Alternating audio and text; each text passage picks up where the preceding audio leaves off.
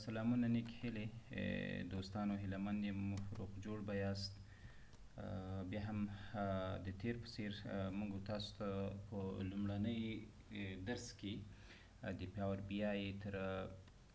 دې ځایه پورې ویلو چې څنګه پاور بی آی کار کوي او د هغو مهم کمپوننټ مو ویلي وو. نو په دې دویم لیسن کې یا دویم درس کې به موږ راځو په دې باندې به بحث کوو چې وای پاور بی آی که نه لکه موږ تاسو وایو چې پاور بی آی څه شي دی یا هغه د دې هغه فیوچر څه شي دی کوم خصوصیات لري چې موږ مجبور یو چې پاور بی آی په نننۍ نړۍ کې په نننۍ د ډیټا چلونې کې یا د ډیټا پرمختګ کې یا د ډیټا په یو ښه تحلیل کې د ډیټا په یو ښه ډیسیژن میکینګ کې موږ له دې څخه استفاده کوو. هغه خصوصیات یې دا دي چې پاور بی آی کولی شي د مختلفو کنټینټ اپلیکیشن سره څنګه وکړي د لینک ورکړي د هغه سره کنکشن ورکړو لکه موږ کولی شو د پاور کیوري له لارې په پاور بی آی کې ډیټا انالایسیس یا تحلیل او تجزیه کو او دغسې کولی شو له ډاکس څخه استفاده وکړو چې انشاءالله په راتلونکي درسو کې به موږ انشاءالله په ډاکس باندې کار کوو چې څنګه له پاور بی آی سره کنکټیویټي کیږي او څنګه موږ یو کنټینټ په ډاکس کې لیکای سو چې هغه ډیټا بیا موږ په پاور بی آی کې انالایز کوو. همداسې له پایتان څخه موږ کولی سو چې استفاده وکړو او په هغو کې یو خاص کنټینټ ولیکو یو کوډ ولیکو او په پاور بی آی کې هغه موږ ډیټا انالایسیس کولو. آر لنګویج څخه استفاده کولی سو چې یو خاص کنټینټ ولیکو او یا هم له سی شارپ کې موږ کولی سو یو خاص سکریپټ ولیکو هغه د یو خاص میژر موږ جوړ کړو په پاور بی آی کې او هغه بیا موږ چینج کو یا اپډیټ کو یا تغییر کو د دې سکریپټ په واسطه باندې او یا هم موږ کولی سو یو خاص ډیټا موږ چې کوم لرو په پاور بی آی کې د سی شارپ سکریپټ له لارې موږ کولی سو هغه څنګه وکړو تحلیل کوو مخته یوسو او له هغو سره څنګ کې موږ مختلف ډیټا سورسونه موږ کولی سو چې له پاور بی آی سره څنګه وکړو پاور بی آی ډیسکټاپ سره موږ لینک کو یا کنیکټ کو هغه لکه څنګه چې چیرته موږ تاسو ام اس ایکسل فایل لرو ام اس اکسس فایل لرو یا سی اس وی فایل لرو لکه ما چې درته ذکر کړی ام اس اکسس ډیټابیس لرو یا مایکروسافټ اکسل اجور ډیټابیس لرو یا اوریکل لرو او یا همداسې شیر پوینټ لرو یا ام اس اوټلوک لرو یا پی ډی اف لرو یا نور هم ویب سایټ لرو مختلف ویب سایټونو موږ ډیټا را کافي کړې ده. موږ کولی سو چې دغه ډیټا له پاور بی آی سره څنګه وکړو کنیکټ کو یا یې لینک کو نو هغه ډیټا چې تاسو سره نورو په دې فایلو کې وي هغه موږ کولی سو په پاور بی آی کې په اسانۍ سره څنګه وکړو انالایز یې کو او هغه کلین کو او هغه موډلینګ یې وکړو او له هغو څخه وروسته موږ ریپورټ پې جنریټ کو او همداشان موږ کولی سو چې ویژوالایزیشن یې په اسانۍ سره وکړو. دا یو ښه فیوچر ده. موږ دې ته اړتیا نه لرو چې موږ دغه اکسل فایل یا د ام اس اکسس ډیټابیس یا د اوریکل ډیټابیس او یا هم د نوره ډیټا راواخلو یا وارې پاور بی آی کې ټوله باید امپو دغه کو انټري کړو له هغه نه وروسته بیا انالایسیز او نور مراحلې مخته یوسو یا دې ته ضرورت نشته. دا یو ښه فیچر دی د پاور بی آی موږ کولی سو یو خاص کنیکټیویټي ورکړو هغه ډیټا سورس له پاور بی آی سره او هغه خپل کوم ضروریات چې دي هغه کوم موږ تحلیل چې لرو د ډیټا ته هغه موږ کولی سو پاور بی آی باندې څنګه وکړو ترسره کړو. دا یو ښه فیچر دی د پاور بی آی موږ کولی سو چې استفاده ترې وکړو او انشاءالله په راتلونکي درسو کې به په دې باندې بحث کوو. او بل پاور بی آی ډشبورډونه موږ لرو که نه تاسو کولی سئ پاور بی آی کې ګورو مختلف ډشبورډونه تاسو جوړ کړئ او له دې څخه استفاده وکړئ. دغه ډشبورډونه موږ په دې خاطر باندې جوړوو چې یو ښه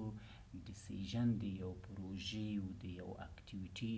په برخه کې موږ ته وکړي دغه چې موږ د یو کال او د څو کلونو ډیټا یا د څو میاشتو ډیټا چې موږ هغه داسې ګورو یا یو خاص تحلیل یې کوو هغه موږ په ویژوالایز باندې اسانۍ باندې موږ ته د پوهېدو وړ ده او په هغو باندې موږ ډیسیژن نیوی سو او په هغو باندې موږ مخته تللی سو. همداشان موږ کولی سو چې دا ریپورټونه یا دا ډشبورډونه چې تاسو په پاور بی آی سرویس کې لري هغه کولی شو موږ د پاور بی آی د موبایل اپ له لارې څنګه وکړو هغه ویو وکړو په هر ځای کې چې یاست کولی شئ چې هغه خپل ریپورټونه چې هلته اپلوډ کېږي په پاور بی آی سرویس کې هغه کولی شئ په موبایل اپ باندې څنګه وکړئ تاسو وګورئ. نو دلته اوس زموږ سره دوه موضوعات نور دي. یو دا دی چې ځینې کسان دې کې شاید یو څه کنفیوژن وي او یا هم غوښتل مې چې دغه تاسو ته روښانه کړم لکه تاسو ته چې ما په لومړۍ ویډیو کې ویلي دي چې د دې پاور بی آی هغه کې سټډي نوټ ما لیکلی ده. انشاءالله په لومړۍ ویډیو کې خو د تاسو سره شریک نسو په دې خاطر چې زموږ درسونه یو څه پاتې وو او ما ویل چې که چېرته دویمه ویډیو کې انشاءالله زما سره درس ختمیږي بیا به هغه فایل هم تاسو سره شریک کړم. انشاءالله په دې ویډیو په سره به هغه فایل کې سټډي فایل چې دی 2-3 صفحې دی انشاءالله هغه کولی شئ چې ډېر نور معلومات هم د پاور بی آی په برخه کې تاسو څنګه وکړئ مطالعه کوي او هغه له ځان سره څنګه وکړئ ډاونلوډ کړئ او زه به انشاءالله د دې ویډیو په ډسکرپشن برخه کې له تاسو سره شریکوم. موږ ته دلته لرو یو ډیټا سیټ دی او بل ډیټا ماډل ده. ځینې وخت یو څوک پوښتنه کوي چې مقصد ډیټا سیټ شي ته وایي او ډیټا ماډل شي ته وایي په پاور بی آی لپاره یا په پاور بی آی کې موږ وایو چې ډیټا سیټ هغه د ډیټا مجموعه ده هغه ډیټا چې موږ په یو فایل کې راټوله کړې وي او غواړو چې دا ډیټا موږ څنګه وکړو پاور بی آی ته امپورټ کړو یا له پاور بی آی کې ترانسفر کو او هغلته یا له پاور بی آی سره کنیکټیویټي ورکو لینک یې کو وصل یې کو او هغلته هغه د تحلیل او تجزیې نور مراحل ورباندې اجرا کو. دې ته موږ څه شی ویلی سو ډیټا سیټ ویلی سو. لکه ما چې دلته ویلي دي ډیټا سیټ از ا collection of data that you import or connect to create relationship between your data source or table. کنه موږ کولی سو چې ډیټا سیټ چې دی د څو ډیټا سیټو ترمنځ موږ کولی سو چې یا د سورسو ترمنځ یا د ټیبلو ترمنځ موږ کولی سو چې ریلیشنشپ جوړ کړو په پاور بی آی کې او create a new field with calculated columns. صحیح ده موږ کولی سو چې یو نوی فیلډ پکې کریټ کړو او هم کولی سو په هغه باندې موږ اتوماتیک خاص کالکولیشن څنګه وکړو اجرا کو او مخته لاړ سو او optimize data by hiding fields and sorting visualization data. صحیح ده موږ کولی شو چې خپله ډیټا څنګه وکړو پټه یې کړو او هغه منظمه کړو او هغه ویژوالایز کړو تر څو زموږ هغه د ډیټا هغه کیفیت څنګه سي موږ ته نور هم ساده سي او ښه ډول باندې څنګه وکړو موږ مخته لاړ شو. صحیح ده او create a measure to perform a calculation in your data. موږ وایو چې کولی شو موږ یو خاص میجر موږ څنګه وکړو جوړ کړو چې په هغه باندې موږ یو خاص زموږ په خپله ډیټا باندې کوم ډیټا سیټ چې ده په هغه باندې یو خاص کالکولیشن څنګه وکړو ترسره کړو ډیټا سیټ باندې او همدارنګه ډیټا سیټ وایوز از calculated table to create a relationship between two tables. صحیح ده موږ کولی شو ډیټا سیټ چې هغه دی چې دی یو خاص دغه د کالکولیشن د محاسبې یا د نتیجه ګیري یو خاص ټیبل ترې جوړ کړو او یا موږ کولی شو چې د مختلفو ډیټا سیټو ترمنځ موږ څنګه وکړو په پاور بی آی کې ریلیشنشپ ورکړو او ډیری لیدونکي به له ریلیشنشپ سره اشنا وي. بیا هم که تاسو په دې برخه کې په هره موضوع باندې نه پوهېږئ ماته په کمنټ برخه کې ولیکئ انشاءالله په هغه باندې به زه تاسو ته ویډیو ریکارډ کوم. که تاسو وایي چې د ریلیشنشپ په برخه کې ماته ویډیو جوړه کړه چې څنګه ریلیشنشپ شي ته وایي او څنګه موږ د ټیبلو ترمنځ ریلیشنشپ جوړوی سو یوازې په پاور بی آی کې نه په نورو برخو کې هم هغه که ایس کیو ایل سرور وي که ما ایس کیو ایل وي او هم که په نورو بخشو کې ماته کولی شئ په کمنټ کې ولیکئ او permit time based data so that you can drill down for more detail. کنه موږ کولی شو چې هر وخت ډیټا پرمټ ور چینج کو او کولی شو چې موږ د نورو ډیټایل لپاره هغه په مختلف ډول باندې څنګه وکړو یوز کو. اوس دلته موږ وایو چې ډیټا ماډل شي ته وایي بیا خو ډیټا سیټ اوس ډیټا ماډل دې ته وایي چې ډیټا ماډل از ا collection of data sets is called data. څو ډیټا سیټونه سره یو ځای سي هغه بیا موږ ته څه شی جوړوي ډیټا ماډل جوړوي. معنا که یو ډیټا سیټ یو ټیبل 15 ټیبله وي دا ټیبلونه که چېرته په خپل منځ کې ریلیشنشپ ولري له یو بل سره ارتباطات ولري او نو دې ارتباطاتو د مجموعه د دې ډیټا سیټو ته موږ بیا څنګه ویلی سو دې ته موږ بیا ډیټا ماډل ویلی سو موږ وایو دا زما سره یو ډیټا ماډل ده او هغه ټیبلونه چې هغه یو بل 2 3 4 ټیبله یا 2 ټیبله هم وي که په خپل منځ کې ارتباطات ولري نو هغه بیا هم کولی سي چې هغه موږ یو ته ډیټا ماډل ویلی سو نو تاسو په پاور بی آی کې دا 2 مهم موضوعات چې وي دا باید په یاد ولرئ چې یو ډیټا سیټ دی او یا هم ډیټا ماډل دی ډیټا سیټ مې هم درته تشریح کو بیا هم څوک کومه ستونزه پوښتنه لري ماته یې کولی سي په کمنټ برخه کې ولیکئ انشاءالله بیا به هم زه په دې برخه باندې بحث وکم او ډیټا ماډل هم درته تشریح سو انشاءالله که څوک کوم سوال پوښتنه لري ماته کولی سي په کمنټ برخه کې ولیکي او بل راځو پاور بی آی ریپورټس پاور بی آی ریپورټ شي ته وایي پاور بی آی ریپورټ مونږ وایي سي is one or more features of visualization such as line chart maps or 3 maps visualization are also called visual and the visualization in report come from a single data set مونږ وایي سي پاور بی آی ریپورټ چې دی هغه د یو یا څو پیجو د ویژوالایزیشن څخه څنګه دی عبارت دی هغه ډیټا چې تا تحلیل کړې وي او هغه ډیټا چې تا هغه تحلیل تجزیه یا نتیجه ګیري ته برابرې کړې وي او هغه دې په داسې یو شکل سره ویژوالایز کړې وي چې هغه د یو کس یا ستا لاین منیجر یا هغه ډیپارټمنټ چې هغه ضرورت ورته لري او یا هغه ډونر چې ته کولی سې چې هغه په اسانۍ باندې پوه کړي کولی سې هغه ته موږ یو ریپورټ جنریټ کړو صحیح ده اوس که چیرته ته د یو ریپورټ نریټیو لیکي او هغه ریپورټ چې هغه په اسانۍ سره ویژوالایز سوی وي او یو ویژوالایزیشن برخه ور واچوي نو له هغه ریپورټ نه ډیر ښه ده چې هغه 2 3 صفحې نریټیو وي او ستا خواري ورباندې کښلي وي نو موږ وایو چې ریپورټ چې دی کولی سو د یو یا څو پیجو ویژوالایز برخې ته څنګه وایي ریپورټ وایي هغه ریپورټ موږ په مختلف ډول باندې کریټ کولی سو صحیح ده لکه موږ وایو چې د چارټ له لارې موږ ریپورټ کریټ کولی سو د ماپس له لارې کولی سو مختلف مفهومونه دي موږ کولی سو بیا په راتلونکي به انشاءالله په ویژوالایزیشن برخه کې موږ د پاور بی آی کې ووایو چې هغه د لاین چارټ دی او هغه مختلف ګرافونه دي چې موږ کولی سو په پاور بی آی کې استفاده کنه موږ وایو چې ټول ویژوالایزیشن په ریپورټ کم فرام سنگل ډیټا سیټ موږ وایو چې ټول ریپورټونه که موږ په پاور بی آی کې کریټ کوو یا جنریټ کوو هغه د یو سنگل ډیټا سیټ دی یو سنگل ډیټا تا ورته امپورټ کړی دی او په پاور بی آی ته بیا په هغه باندې تحلیل سوی ده له تحلیل نه وروسته کولی سي چې په اسانۍ سره تا ریپورټ یې جنریټ کړی دی بل موږ ډشبورډ لرو why dashboard power bi dashboard is a high level views of some of key KPI of one or more reports دا موږ وایو چې پاور بی آی کې ډشبورډ دې ته وایي چې هغه های لیول دی کی پی آی دی چې موږ کولی شو په اسانۍ سره هغه څنګه وګورو او عموما ډشبورډونه چې دي د یو یا څو ریپورټو مجموعې ته وایي او یا یو ډشبورډ موږ له یو یا څو ریپورټو د یو ځای کېدو څخه یو ډشبورډ منځته راځي چې موږ دلته یو مثال تاسو ته وایو دلته راځي وایي to see in one glance all the information needed to make decisions صحیح ده موږ کولی شو چې دا په اسانۍ سره وګورو او ټول معلومات هغه معلومات چې زموږ ته ضرورت یې کولی شو په اسانۍ سره موږ فیصله ورباندې وکړو او هغه وګورو to monitor the most important information about your business مقصد موږ کولی شو په ډشبورډ کې وګورو چې مقصد زموږ تجارت اوس کاروبار په کوم برخه کې ښه روان دی په کوم برخه کې په کته لیول کې دی په کوم برخه کې په های لیول کې دی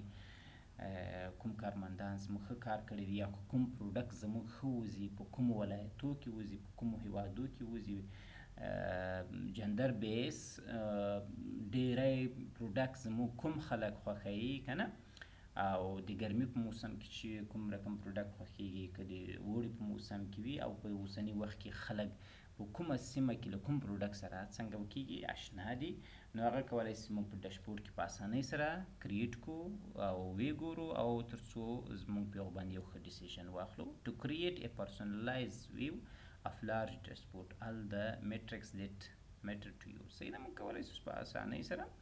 یو خاص ویو د ډیشبورډو د ډېرو ډیشبورډو جوړ کړو او په هغه باندې موږ کولی شو چې یو ډیسیژن واخلو که نه. اوس لکه دلته چې ما تاسو ته یو عکس راوړی ده، ډیټا سیټ A B او C ده. دا معنا لري لکه مخکې ما درته ویل اول ډیټا سیټ جوړوو، له ډیټا سیټ نه وروسته ریپورټ جنریټ کیږي. ګوره لکه د A ډیټا سیټ نه A ریپورټ جنریټ شوی ده، له B ډیټا سیټ نه B ریپورټ جنریټ شوی ده، او له C ډیټا سیټ نه C ریپورټ جنریټ شوی ده. صحیح ده. اوس دغه ټول ریپورټونه چې سره یوځای کیږي بیا موږ ته چی راکوي؟ یو ډیشبورډ موږ ته راکوي. نو موږ وایو چې ډیټا سیټ سره یوځای سي ریپورټونه موږ ته منځته راوړي، او څو ریپورټونه چې سره یوځای سي هغه موږ ته ډیشبورډ منځته راوړي. که نه ریپورټ موږ کولی شو په هر پیج کې د جدا جدا یو ریپورټ جنریټ کړو یا کریټ کړو، اما ډیشبورډ کولی شي چې په یو سنګل پیج باندې موږ کولی شو یو د ټولو پروژې د هر انډیکیټر د هرې برخې کولی شو چې موږ یو خاص ډیشبورډ څنګه وکړو جوړ کړو، او په اسانۍ سره په هغه باندې موږ ډیسیژن واخلو او هغه په اسانۍ سره موږ ووینو. نو موږ راځو بیا په راتلونکي کې به وایو چې څنګه کولی شو په پاور بی آی کې ریپورټ جنریټ کړو او څنګه یو ښه ډیشبورډ جنریټ کړو. په یو سنګل پیج کې به موږ تاسو ډیشبورډ جنریټ کوو، او په انډیویجوال یا جداګانه بخشو کې پیجو کې به موږ تاسو څنګه وکړو؟ ریپورټ جنریټ کوو. او پاور بی آی ډیټا فلو چې دی، معنا د پاور بی آی کې دا ډیټا څنګه موږ مخ ته وړو، څنګه کار کوي. ما مخکې هم درته ویل چې ډیټا له پاور بی آی سره موږ مختلف ډیټا سورسونه څنګه وکولی شو، لینک کولی شو یا کنیکټ کولی شو، لکه مخکې چې ما په مثالو کې درته ویلي. نو له هغو نه وروسته بیا موږ چې کله ځو دغه اول چې دی موږ پاور بی آی ته ډیټا څنګه کوو؟ لوډ کیږي. هلته چې کله لوډ شوه بیا دا ډیټا چې دی کلین کیږي یا پریپریشن یې کیږي، کوم غلطیان چې په ډیټا کې دي، نل ویډیوګانې دي، ایرر چې دي، او هغه یا ان فارماټډ ډیټا چې دی هغه څنګه کیږي موږ تاسو کلین کوئ. له هغو نه وروسته بیا د ډیټا کوالټي څنګه کیږي، چک کیږي چې آیا دا ډیټا کوالټي څنګه دی.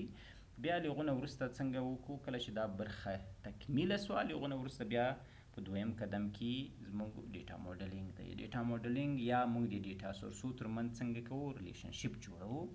تر څو زموږ تاسو ډیټا نوره هم ساده سي، او په اسانۍ سره موږ څنګه وکړو؟ لارج یا غټ تحلیلونه